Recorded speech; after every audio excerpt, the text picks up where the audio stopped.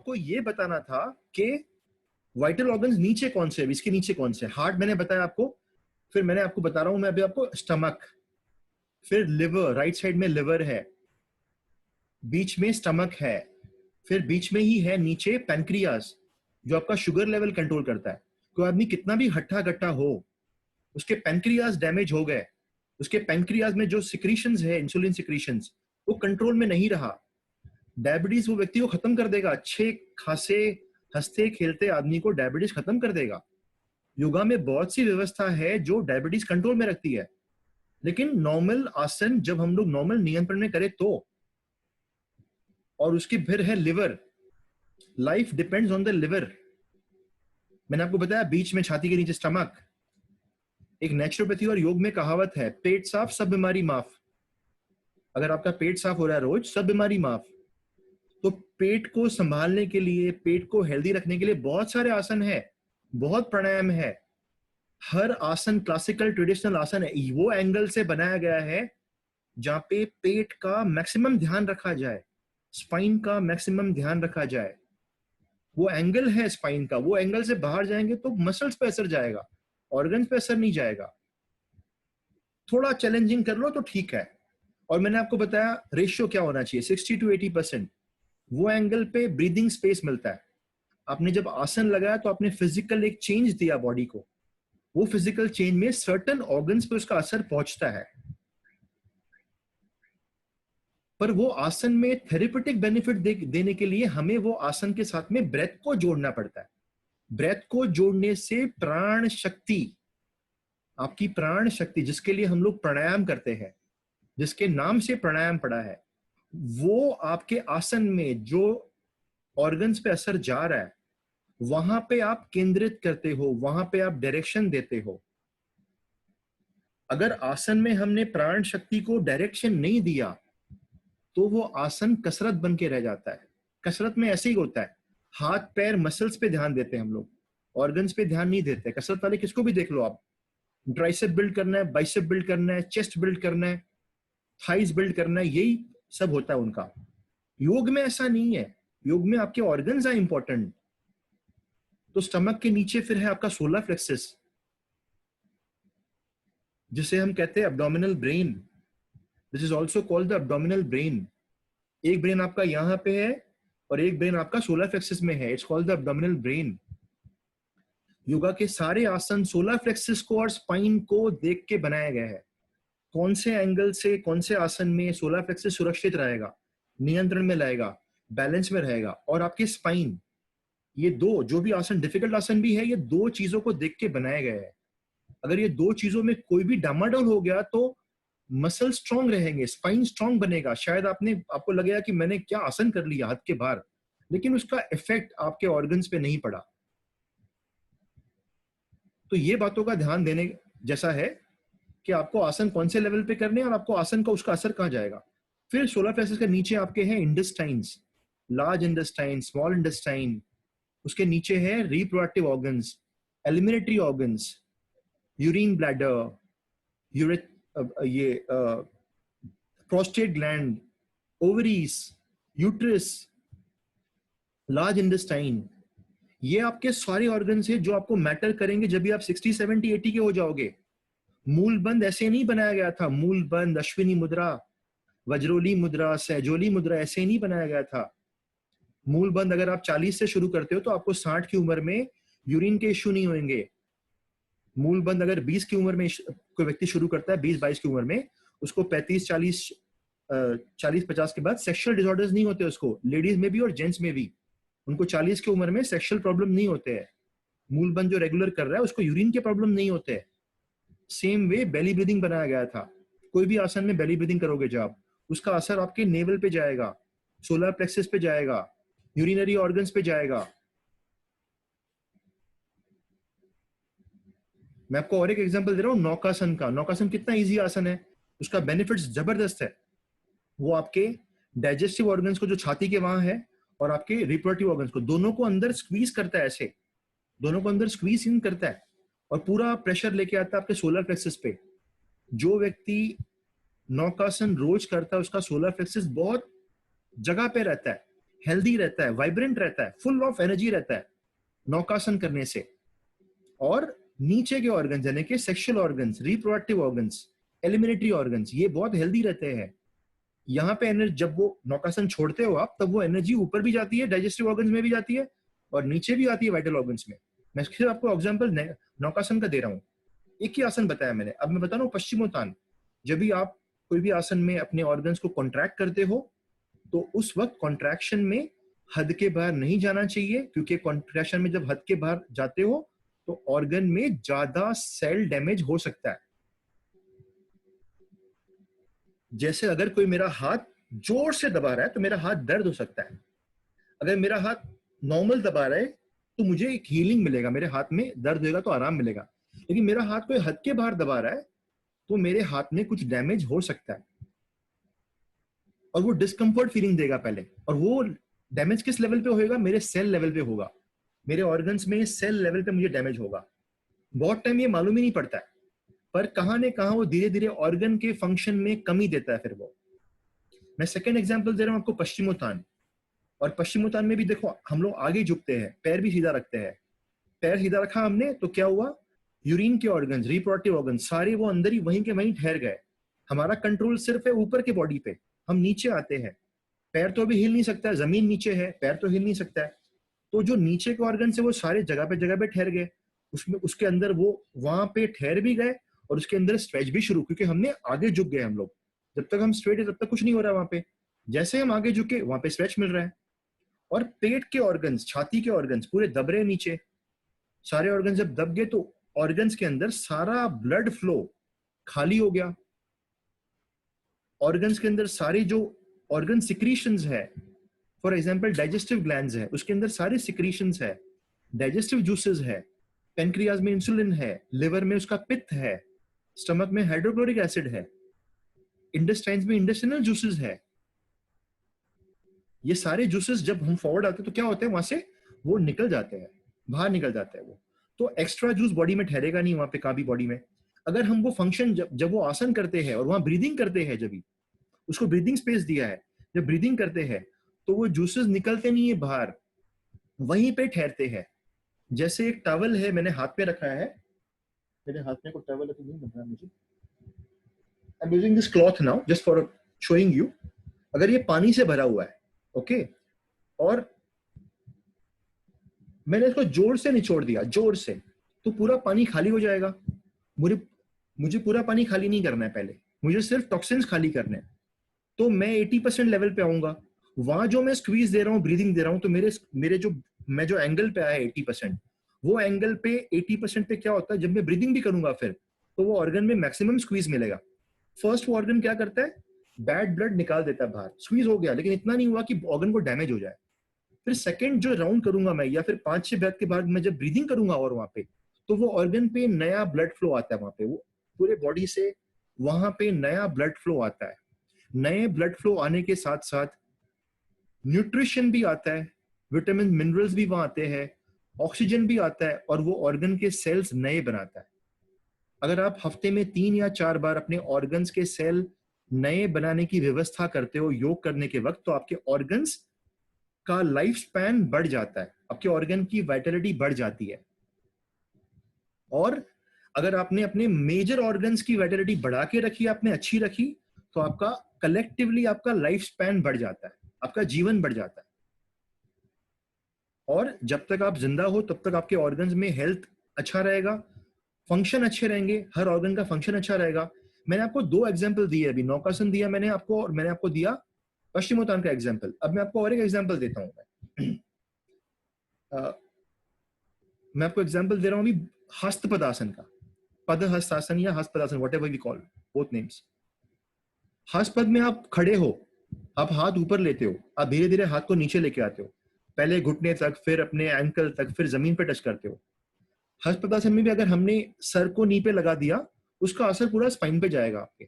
अगर आपका स्पाइन पहले से हेल्दी है तो आप 1-2 बार कर लिया ठीक है, पर बाद में 3-4 बार के बाद आपको 20% स्पेस देना चाहिए हस्तपद में, जहां पे आपके ऑर्गन को स्पेस मिले ब्रीदिंग करने को। तो जब भी वो एंगल से आप ब्रीदिंग करोगे तो आपके आपके यूरिनरी ऑर्गन्स को, रिप्रोडक्टिव ऑर्गन्स को, पेल्विस के ऑर्गन्स को, solar plexus, digestive organ, at the same time your nervous system part in the lower back and hamstring. ये पूरे पार्ट में जो नर्व्स है वो भी हेल्दी रहती है. पर अगर आपने सिर्फ सर लगा दिया तो उसका असर खाली आपके मस्कुलर सिस्टम पे जाएगा, आपके वाइटल ऑर्गन्स पे नहीं आएगा. वो फिर वाइटल ऑर्गन्स पे आने के लिए हमें उसको एक 20% 30% ब्रीदिंग स्पेस देना पड़ेगा. जब हम लोग क्लास में सिखाते हैं ये किसी को भी, तो स्टूडेंट्स पूछते हैं हमें कि सर हमें आसन में परफेक्शन नहीं करना चाहिए. परफेक्शन करना चाहिए, पर वो कभी, वो दिन में 1 या 2 बार अपने प्रैक्टिस के लिए कर लो आप भले. मैंने बहुत से लोग देखे हैं जिनके आसन परफेक्ट होते हैं, लेकिन they are disturbed physically, they are disturbed emotionally, they are disturbed psychologically also. So what's the point of doing asanas? What's the point of doing pranayam? I've seen many people, ladies को ladies issue होते हैं, gents को gents issue होते हैं, कभी कभी breathing में difficulty होती है, इमोशनली डिस्टर्ब रहते हैं, बार बार गुस्सा आता है, बहुत जन को नींद नहीं आती है टाइम पे. समथिंग इज रॉन्ग ना. पर अगर 20% लेवल पे आप अगर आसन को छोड़ते हो, उतना स्पेस रखते हो, वो आपका ब्रीदिंग स्पेस है जो आपको अपनी प्राण शक्ति वो ऑर्गन पे लेके जाने देगा और जो आपको अंदर से हील करेगा. तो मैं काफी स्टूडेंट्स को बोलता हूं कि परफेक्शन जरूरी है आपको कि हेल्थ जरूरी है आपको, अंदर ऑर्गन हेल्थ जरूरी है. फिर मैं पूछता हूं कुछ सवाल पर्सनल कि आपका फंक्शन कैसा है हेल्थ का. बोला ये डिस्टर्ब रह जाता है सर, कभी कभी भूख लगती है पर खाना खाने का अरे खाना खाती हूँ तो हजम नहीं होता है वो, कभी कभी नींद नहीं आती, कभी कभी बहुत डिस्टर्ब रहते हैं, रात को लेट नींद आती है, कभी कभी सुबह सुबह जल्दी नींद खुल जाती है. तो ये सारे इशू हम लोग फेस करते हैं. तो बॉडी में बैलेंस किधर आया? और ये लॉन्ग स्टैंडिंग इश्यूज है 2-2 3-3 साल के, तो बॉडी में फिर बैलेंस कैसे आया? कोई कोई बार बार डिस्टर्ब रहते हैं. डिस्टर्बेंस होना बुरी बात नहीं है, पर योगा टीचर बार बार डिस्टर्ब रहेगी, रोज रोज डिस्टर्ब रहेगी, डिस्टर्ब रहेगा, तो फिर what is the point of doing pranayama? What is the point of doing Mantra? What is the point of doing asanas when you can't free yourself from depression, sadness? हमको तो सिखाया गया है ना, हार्ट चक्र खाली कैसे करना, ये खाली कैसे करना, इसको बैलेंस कैसे करना, ब्रेन को अनुलोम विलोम में सिखाया गया हमको. ब्रेन बैलेंस कैसे करना, छाती हल्की कैसे करना, पेट नरम कैसे करना. कितने आसन है पेट नरम करने के लिए? मंडूक आसन है, बेली ब्रीदिंग है, उड्डयन बंद है, कितने आसन है. तो ये सारे फंक्शन हमारे हेल्दी होने के लिए कितने हमें आसन दिए गए, लेकिन वो आसन हमें जड़ अवस्था में नहीं करना है, रीजनेबली वेल और थेरेपेटिक लेवल पे करना है हमें वो. और हम जो करेंगे हमारे स्टूडेंट्स भी कैच करेंगे वो. हमने 1000 सूर्य नमस्कार लेके गए थे, हम 40 लोग को लेके गए थे. कुछ लोग अभी है यहाँ पे, वॉलंटियर्स भी है, वॉलंटियर्स जो थे. चेतना जी यहाँ पे बैठे हैं अभी किधर, she was the main of volunteer. तो कितने लोग थे, किसी को भी साइड इफेक्ट नहीं हुआ. 4 महीना ट्रेनिंग की हमने 1000 नमस्कार रिकॉर्ड करने के लिए, 1008 भी डेड, किसी को भी साइड इफेक्ट नहीं हुआ. 6.25 घंटा सबने वर्कआउट किया सूर्य नमस्कार करने के लिए, कोई भी गिरा नहीं, किसी का ब्लड प्रेशर नहीं बढ़ा. ऑफकोर्स उसमें मेन हाथ वॉलंटियर्स का है, उन्होंने बहुत संभाला सबको, लेकिन ट्रेनिंग भी हमने दी थी उनको. हमने 4 महीना ट्रेनिंग भी दी थी. धीरे धीरे बॉडी कैपेसिटी बढ़ाई हमने 4 महीने में, 5 महीने में. और जब मेन डे आया तभी 6 घंटा 6.25 घंटा 40 के 40, और सब अच्छे थे वो लोग. उन्होंने वो 1008 सूर्य नमस्कार किए. और वो योग हमने कुछ भी बाहर का नहीं किया था.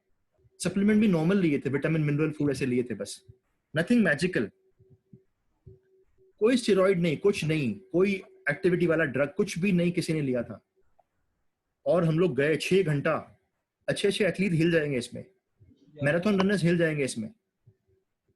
योग की पावर है ये, हमारी भी कोई ताकत नहीं है इसमें, योग की पावर है, प्राणायाम की पावर है. हमने उनको प्राणायाम बहुत करवाया था, थेरेप्यूटिक आसन बहुत करवाए थे. हमने सारे आसन उनको करवाए थे 80% 60% लेवल पे. मैं कभी भी उनके साथ जिद नहीं करता था कि आप परफेक्शन में आसन करो. कंफर्ट के लेवल के जरा बाहर जाओ. ये पहली बार मैं बोल रहा हूं सबके सामने ये बात. कंफर्ट लेवल में उनको आसन मैंने करवाए थे. उनका वाइटलिटी तभी बहुत स्ट्रांग बन गया था. 6 घंटा आराम से निकाला उन्होंने सूर्य नमस्कार करते करते. पीक पे था, 2 दिन पहले भी उनका वाइटलिटी लेवल पीक पे था. और ये भी समझिए आपके हमने उनको क्या क्या सिखाया था वहां पे. वहां ये भी था कि अपनी इमोशन कंट्रोल कैसे करना, हर एक के लाइफ में इशू होते हैं, उनके लाइफ में भी इशू सबके थे। मैं बहुत जन को जानता हूँ जिनके लाइफ में इशू थे, कितनी डिफिकल्टियों के बावजूद उन्होंने 1008 किया है।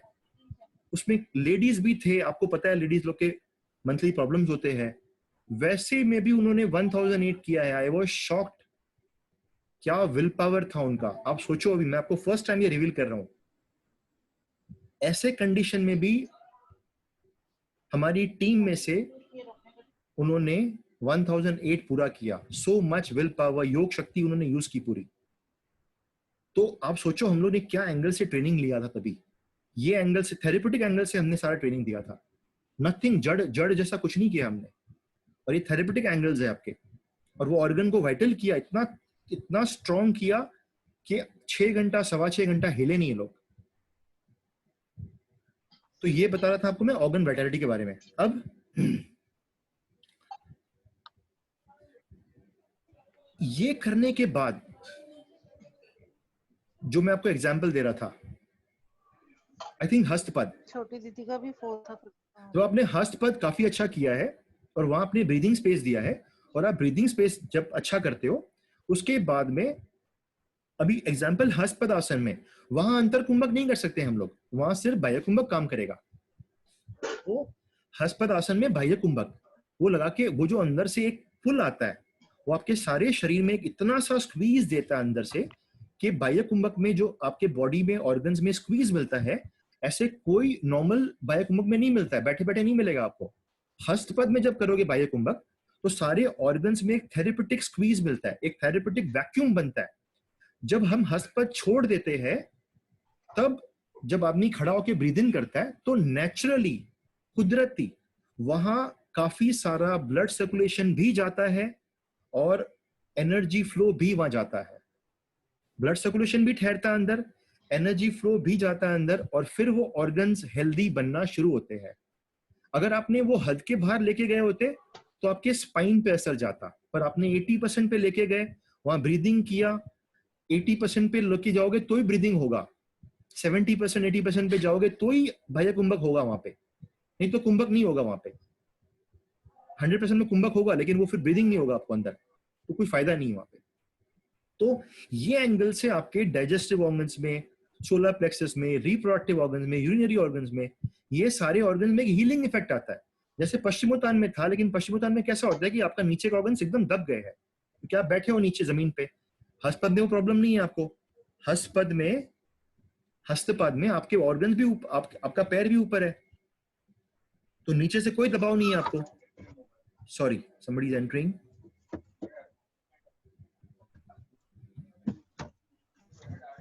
तो हस्तपद का बेनिफिट्स शुरुआत में बहुत अच्छा है, एंडिंग में जब पश्चिमोत्तान करोगे आप, तो उसका बेनिफिट्स हस्तपद से भी अच्छा है एंडिंग में। तब तक सारे ऑर्गन्स फ्री हो गए, तब तक सारे ऑर्गन में सर्कुलेशन बढ़ गया। तो सर्कुलेशन जब बढ़ गया तो वहां पे एनर्जी भी आती है, और जो ऑर्गन में एनर्जी आती है, सर्कुलेशन आता है, वो ऑर्गन हेल्दी हो गया। ये रूल है योगा का आपका। आसन हमने यूज किया बॉडी को ओपन करने के लिए, ऑर्गन को ओपन करने के लिए, ऑर्गन के अंदर स्पेस क्रिएट करने के लिए। एक बार ऑर्गन के अंदर स्पेस क्रिएट होगा, आपको सिर्फ रिलैक्सेशन करना है, ऐसे पोस्चर में आ जाना है जहां पे उस ऑर्गन्स में सर्कुलेशन जाना शुरू हो जाए, उस ऑर्गन्स में प्राण शक्ति आना शुरू हो जाए। प्राण शक्ति आ गई, सर्कुलेशन आ गया, वो ऑर्गन हेल्दी होना शुरू हो जाएगा। सो ये मैंने एग्जांपल दिया हस्तपद का आपको। अभी मैं कुछ एग्जांपल्स लेता हूं, मैं प्राणायाम से लेता हूं एग्जांपल्स, वो आपके वाइटल ऑर्गन को ऐसे हेल्प करेगा। ये ब्रीफ ही लूंगा मैं अभी। तो अब मैं एग्जांपल ले रहा हूं कपालभाति का। कपालभाति में आप बेली मूवमेंट करते हो आप खाली, लेकिन कपालभाति का इतना मिरेकुलस रिजल्ट कैसा है, और वो कपालभाति 3 लेवल पे करना पड़ता है, slow, medium and strong, not very fast. अब तक मुझे जो रिजल्ट मिला है कंप्लीट बॉडी के ऑर्गन्स के हेल्थ का, वो फास्ट में बहुत कम मिला है। फास्ट में कभी कभी वेट लॉस अच्छा होता है, अगर आप फास्ट करो, वो भी अलग अलग प्रकार के उद्यान बंद कॉम्बिनेशन के साथ करो, तो सिर्फ फास्ट कपालभाति करो तो वो आदमी को इतना रिजल्ट वेट लॉस में नहीं मिलता है, इंच लॉस में भी नहीं मिलता है। पर अगर वो व्यक्ति मध्यम गति से कपालभाति करे वो, और उसको हेल्थ के प्रमाण से करे, तो वेट लॉस भी मिलता है, साथ में ऑर्गन्स में हेल्थ भी मिलता है। ऑर्गन से हेल्थ का मतलब है उसका पेट बिल्कुल साफ होता है, उसका लिवर फंक्शन बिल्कुल अच्छा होता है, उसके शरीर में पित्त का नियंत्रण रहता है, उसके बॉडी में कफ कम बनता है, बॉडी को जरूरी उतना ही बनता है। अगर बॉडी में पहले से गैस रहती थी तो गैस पूरा निकल जाता है। अगर बैक कमजोर थी, बैक स्ट्रांग बन जाता है। सेक्सुअल फंक्शन कमजोर था लेडीज का या जेंट्स का, नॉर्मल बन जाता है। यूरिन कंट्रोल नहीं था, यूरिन कंट्रोल आ जाता है। ब्रीदिंग में डिफिकल्टी थी, ब्रीदिंग फ्री हो जाती है। मीडियम करने से बोल रहा हूं मैं आपको ये सब। ब्लड प्रेशर रहता था, ब्लड प्रेशर नॉर्मल बन जाता है।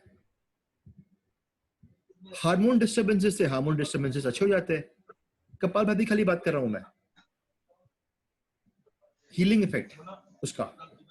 तो ये ब्रीदिंग मैं आपको फिर बोलता हूँ, फास्ट में मुझे रिजल्ट नहीं मिले आज तक। मध्यम गति से कपालभाति मुझे बहुत रिजल्ट मिले, मध्यम गति से कपालभाति मुझे बहुत रिजल्ट मिले।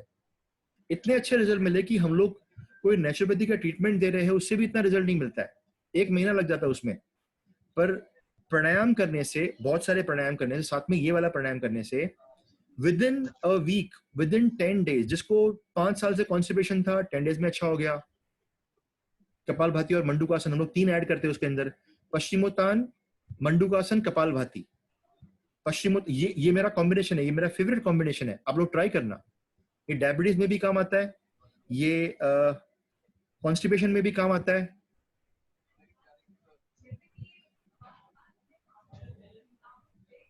जिसको रिप्रोडक्टिव डिसऑर्डर्स है उसको भी काम आता है ये। पहले पश्चिमोत्तान में 80% ही आना है, बेली ब्रीदिंग। बाद में मंडूकासन, अगर कोई मंडूकासन नहीं कर सके, नी इश्यूज वगैरह वगैरह व्हाटएवर, उनको चेयर पे कराइए मंडूकासन जैसा। और थर्ड है कपालभाति। अगर किसको डायबिटीज है, ब्लड प्रेशर है, कपालभाति बहुत स्लो कराइए। 2 सेकंड में एक कपालभाति, 2 सेकंड में एक, वो भी चलेगा। और नॉर्मल जिसको नहीं, ये सब इश्यू नहीं है, नॉर्मल है, उनको पर सेकंड एक कराइए। अभी हम लोग सोच सकते थे कि फास्ट कराएंगे जल्दी असर पड़ेगा, लेकिन रिजल्ट में ऐसा नहीं मिला है हमें। बहुत लोग को, कुछ लोग को मिला होगा, कहानी का 1 in 100, 2 in 100, लेकिन जिनको मैक्सिमम मुझे मिला है रिजल्ट थेरेप्यूटिक का, वो मिला है मध्यम गति कपालभाति। और वो भी उसके आगे एक आसन डाला हमने, पीछे आसन डाला है, वो थेरेप्यूटिक आसन कॉम्बिनेशन किया, तो उसका असर पूरा आता है हमें। खाली कपालभाति नहीं आता है, सिर्फ कपालभाति किया मैंने, वैसा असर नहीं आता। तो ये कॉम्बिनेशन था इसका असर आपके डाइजेस्टिव ऑर्गन पे पड़ता है। अब मैं थोड़ी सी बात करता हूँ ट्विस्टिंग के बारे में। ट्विस्टिंग बहुत फेवरेट रहा है और मैंने ट्विस्टिंग का रिजल्ट देखा है मोस्टली लेडीज में। आप लोग अभी यूज करना है, मैं कोई टिप दे रहा हूँ बहुत अच्छा, और इससे आपको पूरा, मैं आपको 2-3 पॉइंट बताऊंगा, आपको पूरा इशारा मिल जाएगा ट्विस्टिंग कहाँ कहाँ यूज करना है। हम लोग ने बहुत पहले एक एक्सपेरिमेंट। आपका आवाज चला गया अपना वीडियो, आप अपना ऑडियो ऑफ कर दीजिए। आप सर, आप अपना ऑडियो ऑफ कर दीजिए। हेलो, हाँ, हेलो, आप अपना ऑडियो ऑफ कर दीजिए। हेलो, अभी ठीक है?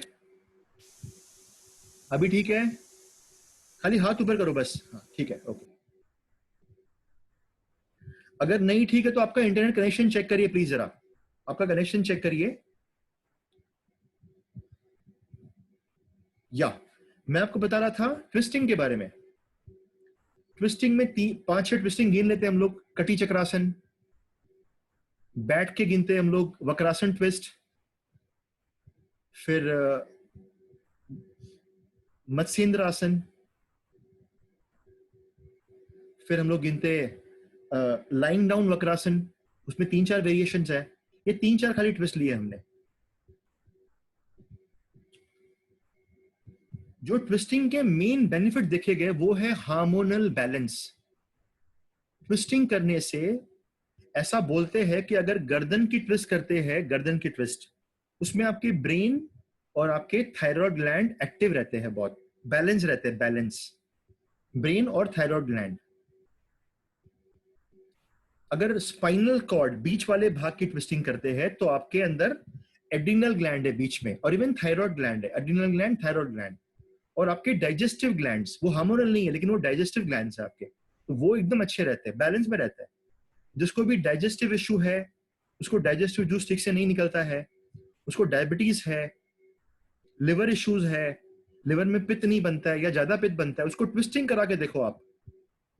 ट्विस्टिंग से उसका लिवर फंक्शन नॉर्मलाइज होगा, ट्विस्टिंग से शुगर लेवल नॉर्मलाइज होगा, ट्विस्टिंग से एड्रिनल फंक्शन नॉर्मल होगा।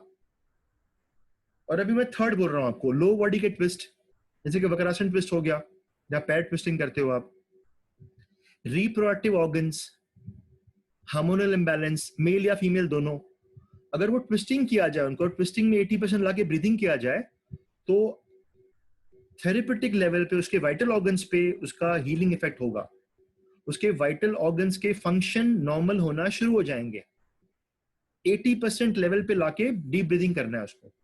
कोई कोई आसन में बाह्य कुंभक काम आएगा, कोई कोई आसन में अंतर कुंभक भी काम आएगा, लेकिन जनरली बोलूंगा तो 80% 60% लेवल पे लाके आपको वहां पे डीप ब्रीदिंग करवाने से उस व्यक्ति को वो कंसर्न्ड वाइटल ऑर्गन के लिए हीलिंग थेरेपेटिक बेनिफिट्स मिलना शुरू हो जाएगा। ये बेनिफिट उसको 2 हफ्ते से 3 हफ्ते के अंदर ही महसूस होगा। एग्जाम्पल, कोई व्यक्ति को पीसीओडी है, किसी लेडी को पीसीओडी है, आपने उनको लाइंग डाउन वक्रासन ट्विस्ट करवाया, तो वो 2 महीने में रिजल्ट की वेट नहीं करना, आप उसको 3 हफ्ते या 2 हफ्ते में ही हार्मोनल इम्बैलेंस में उसको फर्क लगेगा, सिम्टोमेटिक फर्क लगेगा, उसको जो सिम्टम्स फील होते थे पहले उसमें फर्क लगेगा। अगर किसी लेडी को मेंस्ट्रुअल डिसऑर्डर्स है, उसको ट्विस्टिंग करा के देखिए, not during periods, before and after. In 1 month, she will find a major difference. If it is very chronic, बहुत सालों से कोई तकलीफ है, 3 months, पर सिर्फ ट्विस्टिंग काम नहीं करेगा। ट्विस्टिंग में 80% जाके आपने वो ऑर्गन को हीलिंग दिया, आपको सिस्टमिक लेवल पे भी काम करना पड़ेगा, क्योंकि खाली रिप्रोडक्टिव ऑर्गन खुद पे काम नहीं करता है। रिप्रोडक्टिव ऑर्गन के कंट्रोल ऑर्गन आपके ब्रेन के अंदर है, ब्रेन ग्लैंड। ब्रेन ग्लैंड से हार्मोन निकलेगा तो रिप्रोडक्टिव ऑर्गन फंक्शन बराबर करेगा। अगर आप यहां से डिस्टर्ब्ड हो और वो ऑर्गन हेल्दी है, तो आधा फंक्शन भी पूरा नहीं होगा आपका, मतलब आधा फंक्शन ही करेगा। डाइजेस्टिव ग्लैंड्स के पूरा फंक्शन अच्छा होने के लिए वो हार्मोन्स जो आपका ब्रेन कंट्रोल करता है। तो इमोशनली बैलेंस रहना, पीसफुल रहना, रोज अपने क्लास के बाद पीसफुल फील करना, आपका इमोशनली बैलेंस हो जाना, एक ऐसी अवस्था में आना जहां पे आपको अंदर से शांति लग रही है, आपको अंदर से आराम लग रहा है, वो आपको कंप्लीट हीलिंग देगा। मैं सिर्फ फिजिकल हीलिंग की बात नहीं कर रहा हूं, मैं कंप्लीट हीलिंग की बात कर रहा हूं। फिजिकल हीलिंग आपने खाली थेरेपेटिक लेवल पे पोस्चर किया, वो सिर्फ आपके बॉडी को हील करेगा, लेकिन आपके बॉडी के बाहर क्या है, आपका इमोशन है, आपका साइकोलॉजिकल फैक्टर है। तो आपके थॉट्स को कौन हील करेगा? वो जो शांत अवस्था में जाओगे वो हील करेगा। आपके इमोशन को कौन हील करेगा? आप ब्रीदिंग में जब छाती खुल जाएगी, आप अंदर से हल्कापन महसूस करोगे, वो आपके इमोशन को हील करेगा। तो ये सारी बातें कंबाइन करके आपका क्लास होना चाहिए। तो आपको माइंड बॉडी सोल, आपको माइंड बॉडी इमोशन लेवल पे एक थेरेपेटिक बेनिफिशियल रिजल्ट मिलेगा, और जो पूरा आपके वाइटल ऑर्गन्स पे, ओवरऑल ऑर्गन्स पे उसका असर जाएगा, और लाइफ स्पैन बढ़ाएगा, और फंक्शन भी अच्छा करेगा, ऑर्गन फंक्शन भी अच्छे रहेंगे आपके। ओके, अभी ये सेशन एंड होगा, आई थिंक 2-3 मिनट बाकी, कुछ 5 मिनट बाकी है। Now I will allow some questions. तो एक एक अगर जो भी चाहे अपना माइक सिर्फ ऑन करे, और वो अगर क्वेश्चंस आपके पूछे तो आपको पूछ सकते हो। कोई भी 2-3 लोग क्वेश्चन पूछ सकते हो मुझे अभी।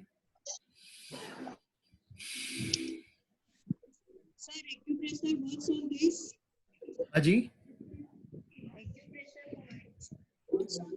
कौन बोल रहा है? Who speaking?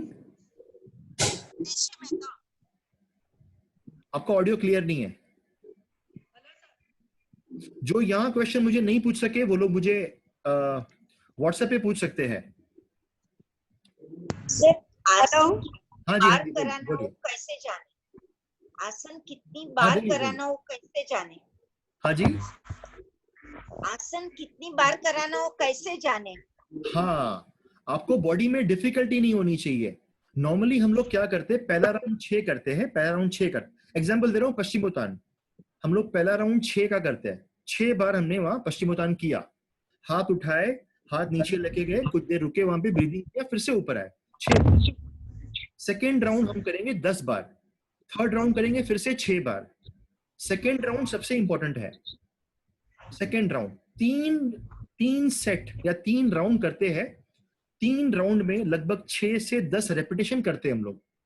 अगर किसी को ज्यादा असर चाहिए अच्छा तो 12 रेपिटेशन कर सकता है, 15 रेपिटेशन कर सकता है, जैसा उसकी हेल्थ अलाउ करती है वैसा।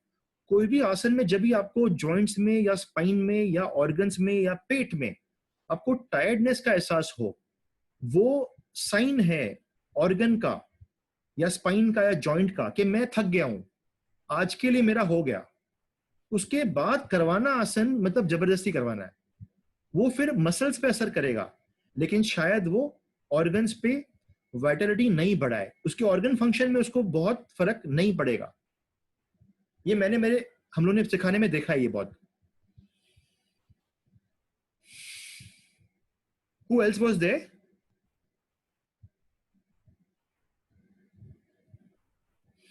मैं रेगुलर रखूंगा सेशन ऐसे। आज रात का टाइम था, मैंने शॉर्ट 1 घंटे में काफी बोला मैंने, पर मैं ऐसे सेशन अभी मैं आसन वाइज लूंगा, 2-3 आसन लूंगा, उसके सारे बेनिफिट बताऊंगा। ऐसे भी मैं लूंगा, मैं प्राणायाम वाइज लूंगा। बहुत टॉपिक्स है, ये मुझे अच्छा एक माध्यम मिल गया है आपसे बात करने का।